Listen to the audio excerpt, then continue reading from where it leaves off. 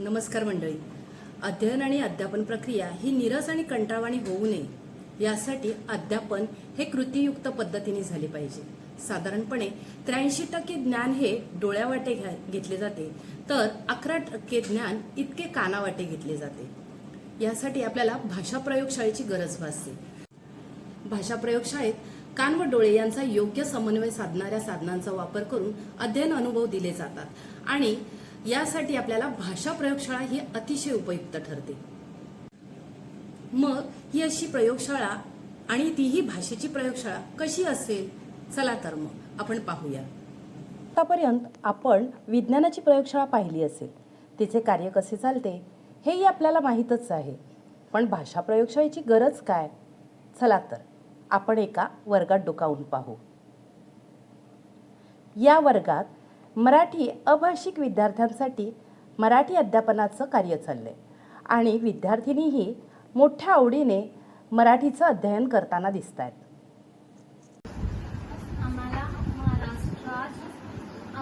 आम्ही महाराष्ट्रात राहतो.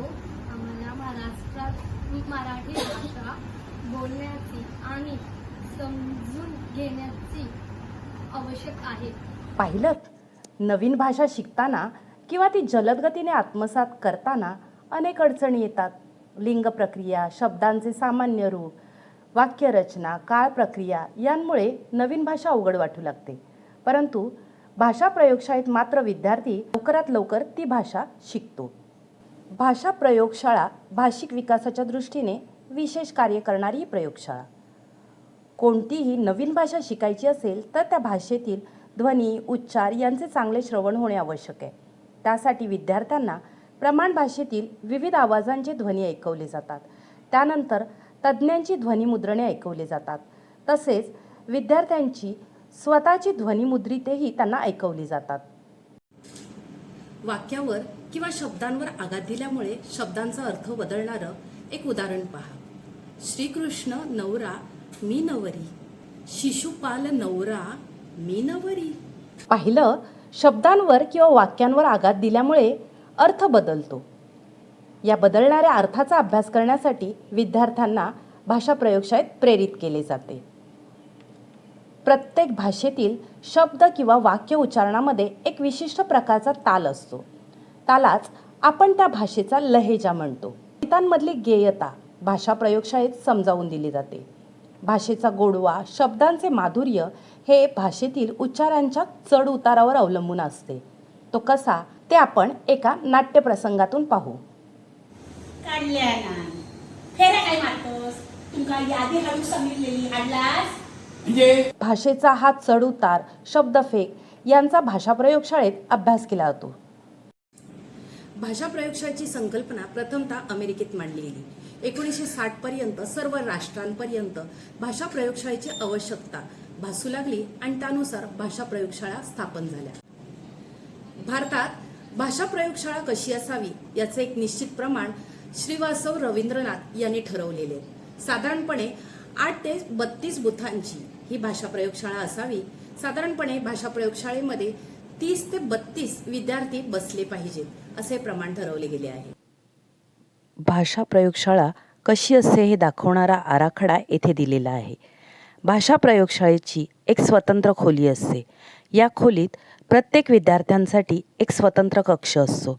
प्रत्येक विद्यार्थ्याला प्रत्येकी एक ध्वनी प्रक्षेपक, एक ध्वनिवर्धक, एक ध्वनिमुद्रक, काही ध्वनिभीती इत्यादी बाबी पुरवल्या जातात. प्रत्येक विद्यार्थी कक्षाचा संपर्क संचलन केंद्राशी म्हणजेच कंट्रोल युनिटशी जोडलेला असतो. भाषा प्रयोगशाळेत एक उपस्तर म्हणजे इक्विपमेंट युनिट असते, ज्यात भाषा प्रयोगशाळेला आवश्यक असणारी साधने ठेवलेली असतात. ध्वन्यांकन कक्ष म्हणजे रेकॉर्डिंग युनिट असते, जेथे विद्यार्थ्यांचे उच्चार रेकॉर्ड करण्याची प्रक्रिया चालते. हा कक्ष संपूर्णतः साऊंडप्रूफ असतो. मास्टर टेप पुस्तकालय व विद्यार्थी टेप पुस्तकालय यात तज्ज्ञांची ध्वनिमुद्रणे किंवा कॅसेट आणि विद्यार्थ्यांच्या आवाजातील भाषा अध्यापनासाठी आवश्यक साधने येथे ठेवलेली असतात. भाषा प्रयोगशाळा या 2 प्रकारच्या असतात. पहिल्या प्रकारच्या प्रयोगशाळेत भाषाविषयक संशोधनासाठी आवश्यक तयारी केलेली असते. येथे आवश्यक साधनांसोबत स्पेक्ट्रोग्रॅम, ॲसिलोग्राफ यांसारख्या साधनांनी ही प्रयोगशाळा सुसज्ज असते. दुसऱ्या प्रकारची प्रयोगशाळा विद्यार्थ्यांच्या अध्ययनाच्या दृष्टीने तयार केलेली असते. या भाषा प्रयोगशाळेत विद्यार्थ्यांना श्रवण करणे, प्रमाणित उच्चारण करणे हे शिकवता येते. भाषा प्रयोगशाळेचे वैशिष्ट्य म्हणजे येथे सरावाला महत्त्व असते. यात सतत सराव केला जातो.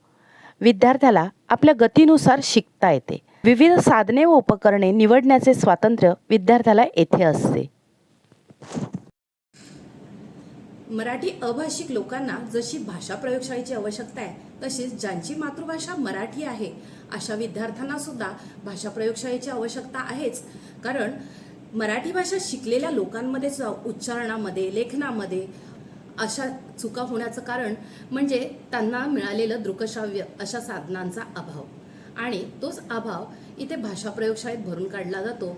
भाषा विकासाबरोबर भाषेची गोडी लावण्यासाठी सुद्धा भाषा प्रयोगशाळेची अत्यंत आवश्यकता आहे. धन्यवाद.